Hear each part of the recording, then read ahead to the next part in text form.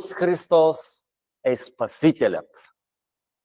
В тази връзка ще прочетем Божието Слово, какво Бог казва за самия себе си. В посланието на апостол Павел към Тит, 3 глава, стихове от 5 до 7. Емо, би ли прочел? Да.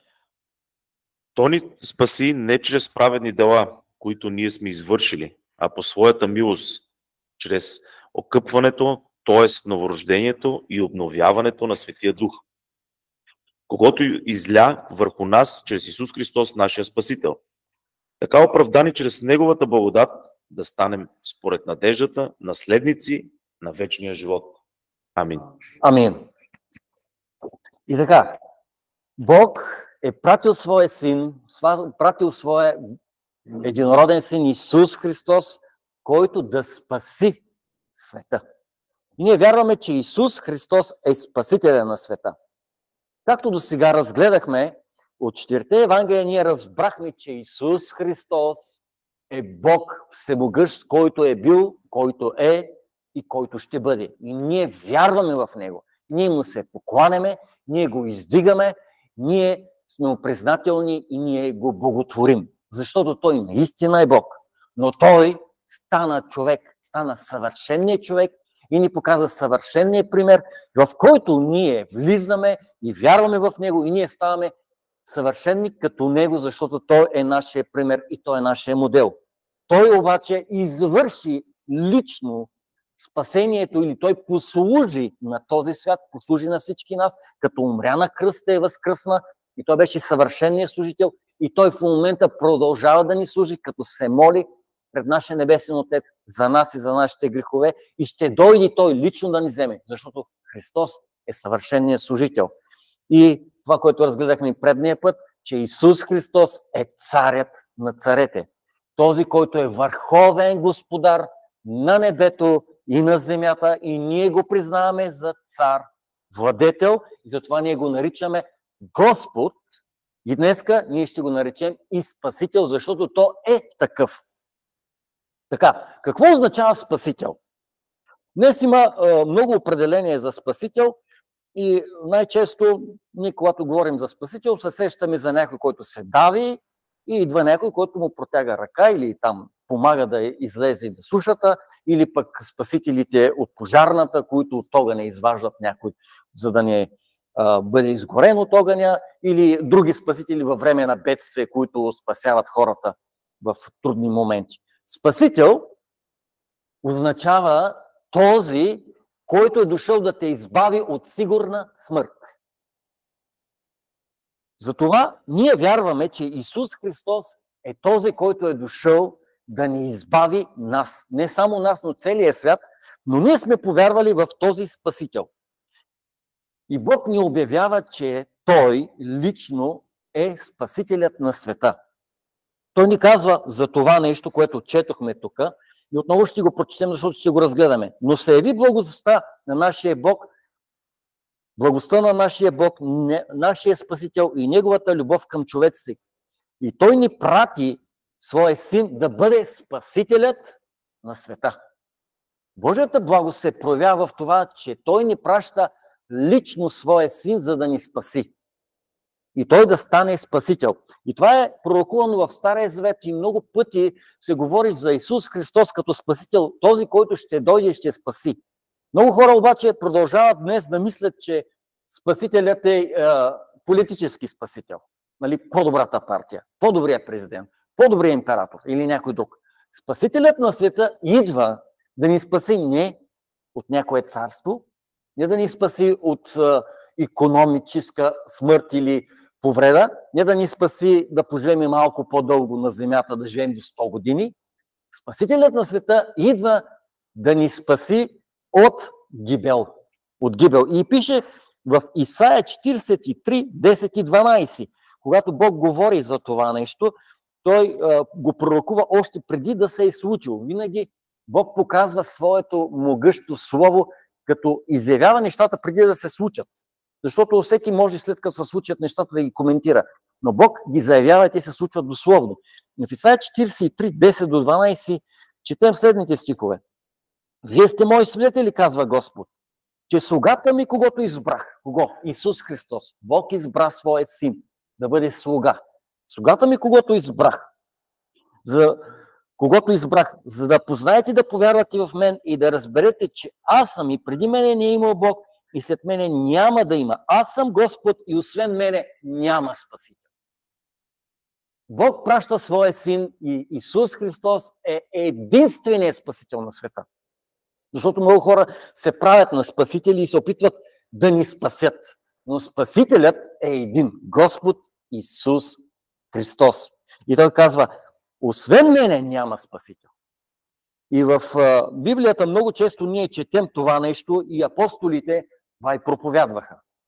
Това проповядваха и когато апостолите застанаха пред Синедриона, те казаха на всички. Какво казаха? Защо гледате на нас? Какво гледате на нас? Ние вярваме в Исус Христос и Той е Спасителят.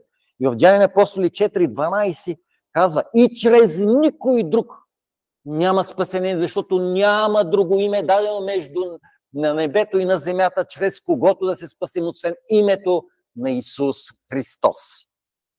И така, Христос, когато се роди, Той се роди като Спасител. Той не дойде просто на гости или на екскурза или нещо да направи. Той дойде, за да спаси хората. И така се казва в Лука, 2 глава, 11 стих. Четем Божието Слово, което казва, защото днес ви се роди в Давидовия град Спасител, който е Христос Господ. Това го пише в Библията. Ние не си измисляме, не се опитваме да издигнем повече Бог, отколкото Той е. Той е такъв. Той се е родил Спасител. Той е Спасител. Той е Спасителят на света. Самото име Исус означава Спасител. На еврейски Йешуа означава Бог, който спасява. Значи Бог е дошъл на земята да ни спаси. Затова ние винаги казваме, че името на Исус е най-великото име. Защо? Когато ние кажем Исус, означава Господи спаси ме. Затова казва всеки, който призове името Господне, ще се спаси. Защо? Защото името Исус означава Господи спаси ме. Това е кодовата дума, ключовата дума. Затова в Стария Завет беше забранено да се произнася името на Бога. И който го произнесеше, го грозеше сигурна смърт. Обаче в Новия Завет Бог ни е дал името. И ние вече го имаме това име. И винаги, когато имаме нужда от спасение, от изцеление, от помощ, ние извикаме към Господа. И Бог казва, към мене погледнете и спасени бъдете всички земни краища. Защото Божието Слово казва, всеки, няма значение кой си, който призове името Господне, ще се спаси, защото името Исус означава Спасител. Той просто не е просто един Спасител на някой си. Христос е Спасителят на целия свят. И това пише в 1 Йоанна 4 глава, 14 стих. Ще прочетем и това, защото е важно да четем от Божия Слово какво Той казва. 4.14. И ние видяхме и свидетелстваме, че Отец прати своя син да бъде Спасител на света. Отец е пратил Исус Христос на този свят да бъде Спасител на целия свят. И днес обаче хората ще запитат, добре, след като Христос дойде и стана Спасител на целия свят, защо светът не го прие? Защо светът не се спаси? И има причина и ще говорим за това. Защо и кого Бог спасява? Бог спасява само хората, които му вярват и които го приемат. Ако дойде Спасителят и ти протегне ръка, а ти не хванеш неговата ръка, няма как да се избавиш. Както разказват, имал един такъв случай, той е по-скоро анекдот, когато един митничар се давил в Дунава. Давил се в Дунава и дошъл един Спасител, казал, дай ръка. Той обаче не давал ръка. Дай ръка, ще се удавиш. Он е пак не давал да ръка. Тогава дошъл един при него, казал, това е митничар, вика, той не е свикнал да дава. Кажи, вземи ръка и той ще я вземе. И тогава Спасител казал, вземи ръка и митничара е хванал и тогава той успял да го измъкне. С други думи, има много хора, които не могат да разберат мисията на Христос и не могат да му повярват. И не могат да предадат сърцето си. Те са свикнали да вземат. А Христос казва, дай вярата си, дай сърцето си тогава ще бъде спасен. Всички искат да бъдат спасени, след като получат частица от тотото, или пък станат богати, или пък станат известни и те смятат, че вече са спасени. Но Бог казва обратно. Ти можеш да бъдеш спасен и хората на този свят могат да бъдат спасени, ако те предадат себе си на Господа. И така, ти можеш да бъдеш спасен само чрез вяра в Исус Христос. И сега да зададем въпроса. От какво ни спасява Христос? От какво ни спасява Исус Христос, Спасителят на света? Първо, Той ни спасява от греха. И някой ще каже, човешко е да се греши. Обаче искам да ви кажа, че това звучи много наивно. Знаете ли, че грехът води към смърт? Представете си, че има заразна тежка болест и ако ти се заразиш от нея, непременно умираш. Както преди ни казваха, например, за COVID, че ще бъде така.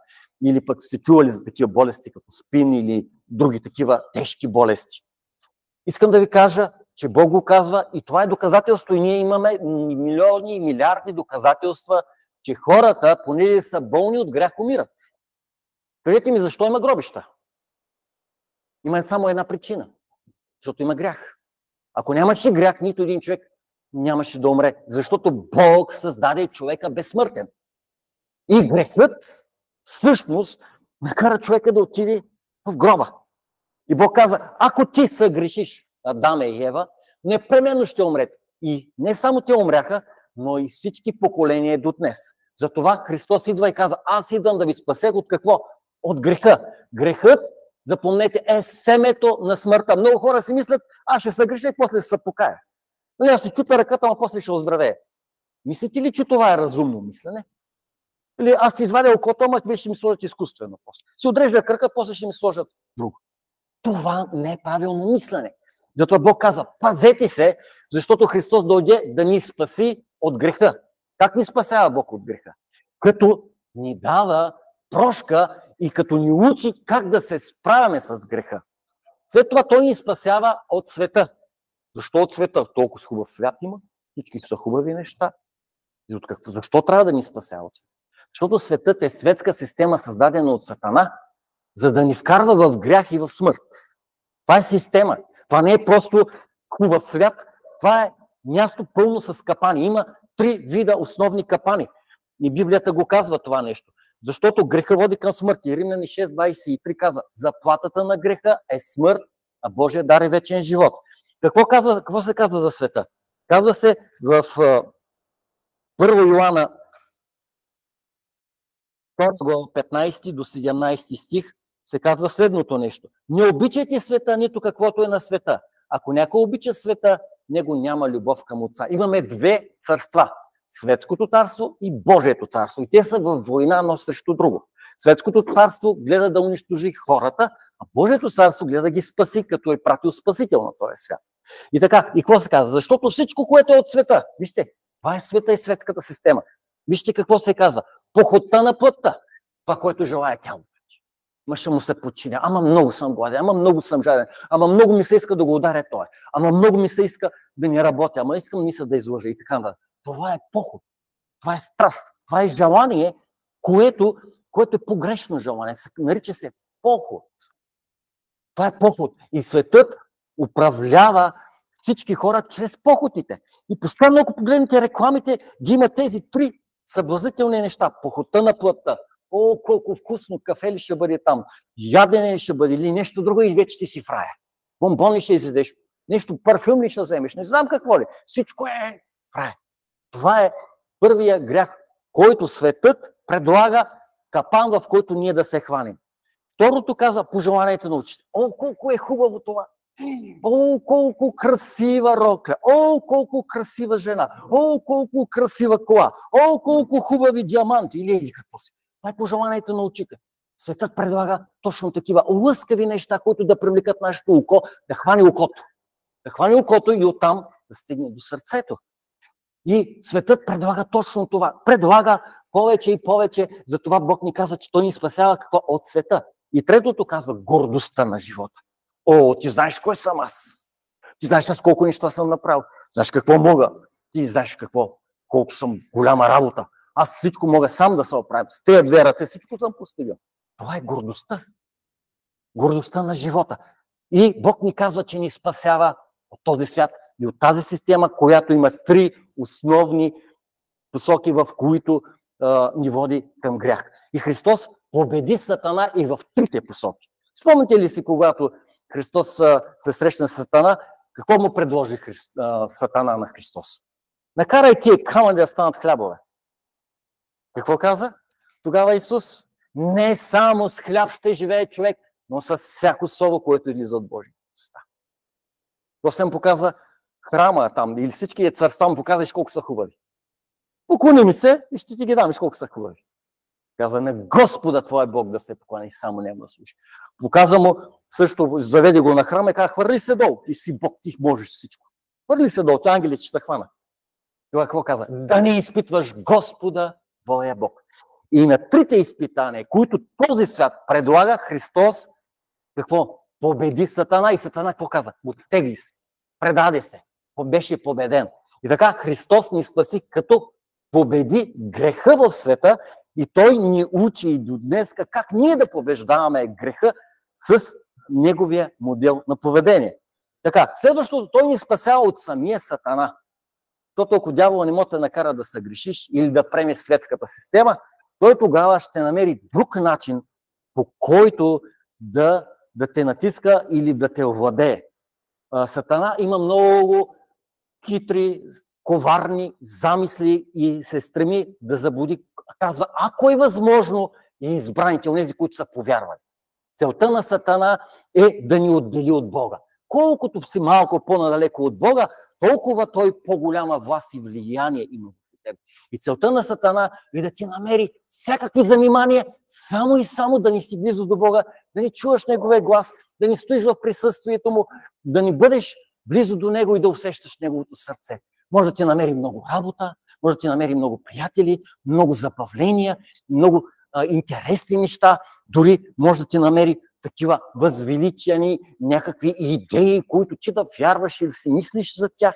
И така нататък ще ти дава такива неща, които ще те съблазняват и ще те отдалечават от Бога. И казва, той Бог е добър, то нещата ще се случат пак, не се притеснявай, ти си върви както ти харесва на тебе и така нататък. Сатана има коварен замисъл. Затова Бог ни казва, ние знаем неговите дела. И Христос какво? Дойде да съсипе делата на дявола. Така се казва в 1 Йоанна 3:8. Четем.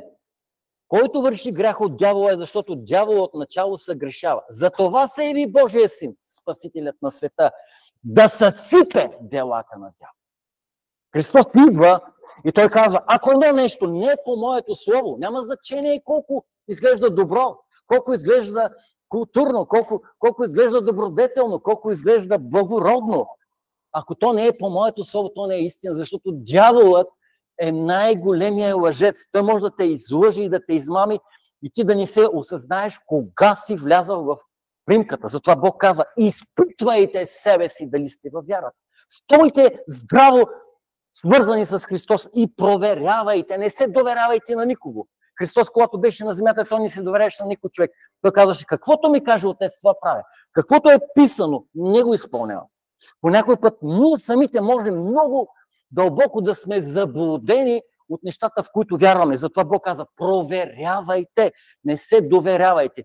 Проверявайте какво Бог е казал, проверявайте какво Бог е записал, проверявайте дали това се случва действителност на практика, защото Христос казва, и ще познаете истината, и истината ще ви направи свободни. Когато ти си с замъглени очаквания, виждания и не разбираш нещата много ясно, ти можеш много лесно да бъдеш излъган. Защото дяволът е лъжец и баща на всяка лъжа. Той никога няма да ти каже лъжа, която да е противоположна на това, което е истина. Той ще ти каже много близо до това, което е, но не съвсем същото. Много близо. Нали, например, сега ни говорим за Христос, че е Спасител. Той казва, не, Христос не е Спасител, той просто е учител. Той казва само хубави неща и ако искаш, може да ги правиш. Обаче, това не е вярно. Христос е учител, но той е истинският Спасител. Той не ти предлага нещо, което е хубаво да направиш. Той ти предлага истинско спасение. Много хора казват, Христос е добър човек е бил. Добър човек е бил. Бог какво каза? Той не е просто той е добър. Той е самата доброта. Той е Бог, който казва кое е добро и кое е лошо. Защото иначе какво? Има едно добро, второ добро, трето добро и моето добро. Обаче Бог казва, единственият, който е добър, е само Бог. И така, Бог ви спасява от Сатана и от неговите примки. Затова Бог казва, внимавайте, гледайте, старайте се, гледайте какво правите, как го правите и откъде го правите. Бог ни спасява чрез Христос и от ада, и от огнения пъкъл. Затова така се казва в Евангелие от Матей, 25 глава, 41 стих. Тогава ще каже на онези, които са от лявата страна, идете си от мене, вие проклети във вечния огън, приготвен за дявола и неговите ангели. Дявола и неговите ангели има приготвено място за тях. Ада и накрая в огнения пъкъл. И дявола се стреми да вземе колкото може повече хора и същества там да бъдат заедно с него. Но Христос е дошъл, за да ни спаси. Се казва, че ние така трябва да се борим за всяка една душа, дори за собствена си душа, да избавяме хората като главни из огън, защото това е, което цели крайно дявола. Дявола не е просто един по-добър търговец, който ти предлага интересни неща и може да вземеш и от него, пък може да вземеш от Христос. Неговата крайна цел е да те завлече заедно с него там на мъки. Защото неговото сърце е такова, той казва, аз ще се мъча и той е сигурен, че стане така, ама колкото повече се мъча с мен, толкова по-хубаво ми става. И разбирате, че Бог ни спасява и от Сатана, и от мястото, където той ще бъде измъчван. Защото, искам да ви кажа, много хора казват, защо е създаден ада, защо е създаден пъкъл. И тук ясно го пише. Той е създаден за дявола и неговите ангели. Онези, които се съгласят, тръгват с него. Бог не е създал ада и пъкъл за хората. Но тези, които се присъединят към Сатана и демоните, неговите ангели, отиват заедно при тях. Затова Христос казва, аз дойдох, за да ви спася от това. Защото това е сигурно, защото много хора казват, ама то рай има, ама не е сигурно, че има. И двете ги има. Има го и доброто, има и го и злото. Има го и Бог, има го и Сатана. Има го и топлото, има го и студеното, има го и светлото, има го и тъмното. Така че Бог казва, аз идвам да ви спася от това нещо. Затова Бог казва, ако дори спечелиш целия свят, а загубиш своята си душа, ти си изгубил най-ценното. Затова Бог казва, стойте близо до вашия Спасител. И сега да зададем въпроса, как ние се спасяваме? И спасени ли сме днес? Защото това е много важен въпрос, който касае всеки един от нас, защото този въпрос е въпрос, който ние трябва да си задаваме. Спасен ли съм? Ако днес, сега дойде Христос, ще ме вземе ли горе в небе? Готов ли съм да го посрещна? Или все още имам много работа и казвам, Господи, почакай малко да я свърши, пък после ще дойдеш. Бог ни спасява. Не когато сме готови. Бог ни спасява, когато повярваме в Него. Бог казва, всеки, който повярва в мене, да не погине, но да има вечен живот. Ние се спасяваме, като вярваме в Христос, в Спасителя. Когато ние на протегнатата ръка на Господа отговаряме с протегнато сърце и ръце към Него. Тогава ние се спасяваме, когато ние се съгласяваме с Него, че Той е умрял за нашите грехове. Ние просто, защото сме били добри, Бог казва, моите хубави хора, вземам ги горе. Не. Бог ни спасява заради това, че ние сме отговорили на Неговата жертва, на кръста, на това, което Той е направил там и е умрял и възкръснал заради нас. И ние сме повярвали в това и сме го последвали. Това е начинът, по който се спасяваме. Ние сме спасени в момента, когато повярваме. И след това какво? Тръгваме да вървим по пътя на спасението, защото Христос каза, аз не съм спирката, аз съм пътя. Когато тръгнеш по пътя на спасението, ти трябва да продължиш по този път. Както дявола, когато тръгнеш по греха, греховете се увеличават и стигат до най-големите. В същия начин, когато тръгнеш по пътя на Господа, първо ти може да нямаш нищо, но добротата, благостта на Бога започва да се увеличава в твоя живот и да стават все повече и повече и ти да си все по-близо до Бога. И целта е ние да станем като Исус. И така, въпросът е много важен въпрос, който днеска много хора не искат да си отговорят на този въпрос. И има много теории на просперитета, на свръхблагодатта и на други. Божието Слово обаче казва, че ние трябва да стоим в спасението, за да може, когато дойде Господ, да ни вземе горе в небето. И се казва в Матей 10 глава, 22 стих. Четем това, което самият Христос го казва. 10:22.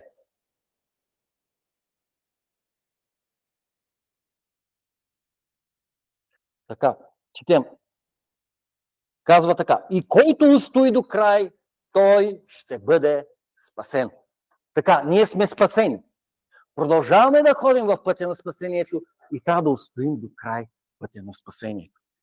Сега въпросът е, когато говорим как да устоим в пътя на спасението, ние трябва да имаме в предвид какво ни казва Господ за този път. Първо, ние трябва да живеем чрез вяра. За да стоиш в пътя на спасението, да си сигурен, че вървиш в пътя на спасението, ти трябва да живееш чрез вяра. Божието Слово ни казва това нещо. Ние не си го измисляме и ни казваме, аз мога да по друг начин да вървя. Но ето вижте, в Римляни, 1 глава, 16-17 стих, какво казва апостол Павел на римляните и на всички, които днес живеем. Защото това е Божието Слово. 1:16-17. Защото не се срамувам от благовестието Христово. Какво е благовестие? Исус Христос дойде на този свят да бъде спасител на света, умря и възкръсна заради нас и идва отново да ни вземе, да ни заведе горе в небето. Това е краткото благовестие в едно изречение. Христос умря и възкръсна. Не се срамува от благовестието Христово, защото какво е? Божия сила за спасение. Чухте ли? Божия сила за спасение. Когато ние вярваме в благовестието, в това, което е направил Христос за нас, ние стоим в спасение. Казва, Божия сила за спасение, всеки, който вярва. Първо на юдеина и после на езичника. С други думи, от един народ на друг народ до края на света. От един към друг. Когато вярваш, ти си в спасението. Защото вказва, в него се открива правдата, която е от Бога. Бог ни дава мантията на праведност. Не ние имаме мантия на праведност. Бог взема нашия грях и ни дава неговата мантия на праведност. Казва, в него се открива правдата, която е от Бога. Това е правда. Бог ни я дава. Ние трябва да я пазим тая правда. И казва, правдата, която е от Бога. Чрез вяра, към вяра, както е писано, праведния, чрез вяра ще живее. Вижте как може да стоим в спасението. Праведния, чрез вяра ще живее. От вяра към вяра. Ако ние сме повярвали, че Исус Христос е Спасител, ние трябва да продължим да вярваме. Както си говорим вече, вярваме, че Исус Христос е Бог, че Той е съвършенният човек, че Той е съвършенният служител, че Той е нашия приятел, че Той е този, който може да направи всичко за нашия живот, може да ни изцели, може да ни помогне и така нататък. Вярата ни трябва да расте. Не е важно къде си бил, важното на къде отиваш. Не е важно колко си тръгнал по пътя на Господа. Въпросът е с какво ще завършиш. Затова е много важно всеки ден ние да напредваме в пътя на Господа. Това е пътят на спасението.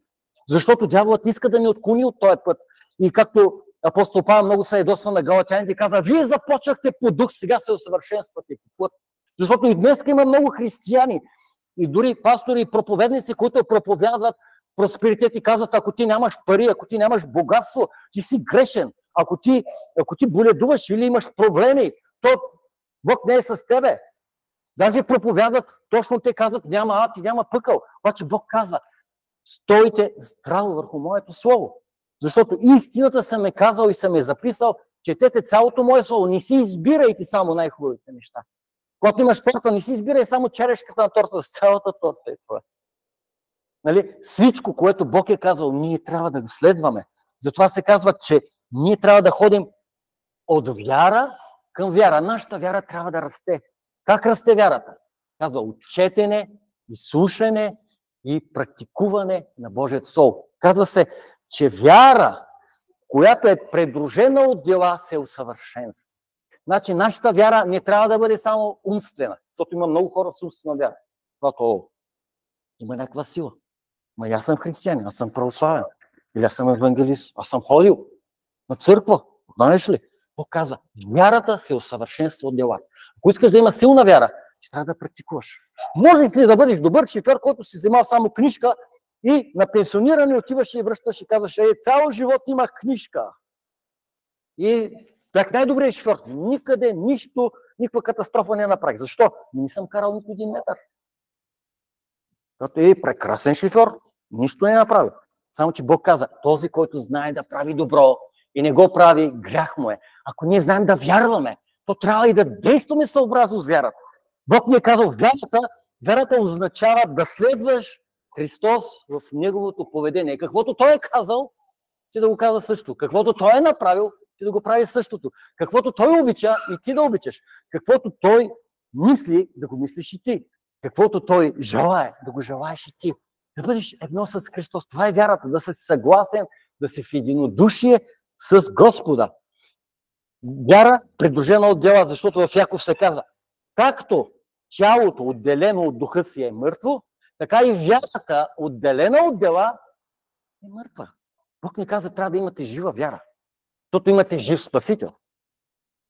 Практикуваща вяра, ежедневно практикуваща вяра, насочваща вяра по пътя на спасението. И най-важното нещо, как да устоим в спасението, да бъдем близо до нашия Спасител. Когато си в прегръдките на своя Спасител, няма опасност да загинеш. Когато си близо до Господа, ти ще чуваш гласът му. Няма нужда Той да те вика отдалеч. Когато дори Той шепне, ти ще чуваш неговия глас. Както Йоан, как знаеше дълбоките тайни на Бога, защото той беше близо до Него и лежеше на гърдите му. Бог казва, стой близо до Господа и въобще не се притеснявай за своето спасение. Бъди близо и стой в Неговото присъствие. Стой и бъди в Неговата любов. И давай любов на другите. Ако ти не си познал Господа, познай Го. Ако ти не си повярвал, повярвай. Ако ти не си тръгнал пътя спасението, тръгни. Ако си тръгнал, продължавай да вървиш уверено и развивай своята вяра от вяра към вяра, защото Бог ни е призовал да вярваме и да бъдем спасени. И така, Бог изпрати своя син Исус Христос да бъде спасителя на света и твой спасител, и мой спасител. Всеки, който вярва в Него, да не погине, но да има вечен живот. Бог не ни обещава по-добър живот, малко повече години, или малко по-добро състояние, или малко повече богатство. Бог ни обещава вечен живот. Затова Той казва, че е много неразумно човек да се стреми към земните неща, а да изпусне божествените, вечните неща. Бог е изпратил Исус Христос и ако ти вярваш в Него, ако аз вярвам в Него, един ден горе в небето ще се срещне. И Той ще ни познае. Как ще ни познае? Защото сме били близо до Него.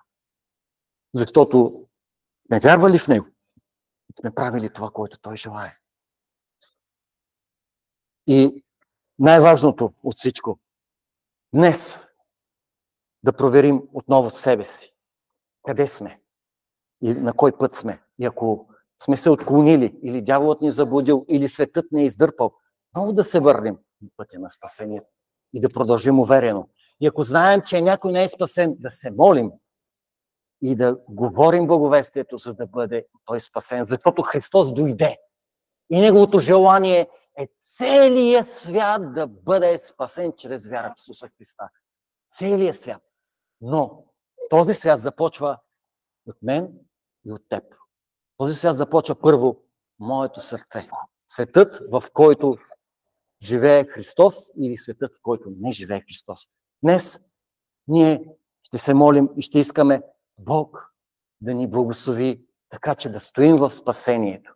Защото се казва, че когато си в Христос, ти си като в защитен град, в столицата и стените се наричат спасение, крепостните стени. Дяволът не може да те отклони от Христос, ако ти не се съгласи с Него. Грехът не може да те завлече, ако ти не го предадеш на Господа. Когато го предадеш и се покаеш, Той не може да те владее. Затова днес Бог ни призовава да вървим по пътя на спасението и да сме близо до своя Спасител и Господ Исус Христос. Бъдете спасени, благословени и всичко, което Бог е приготвил за нас, нека да се случи и в небето всички да имаме пълна радост, защото така се казва, че в спасението ти ще се зарадваме и в името на нашия Бог ще издигнем знамена. Амин.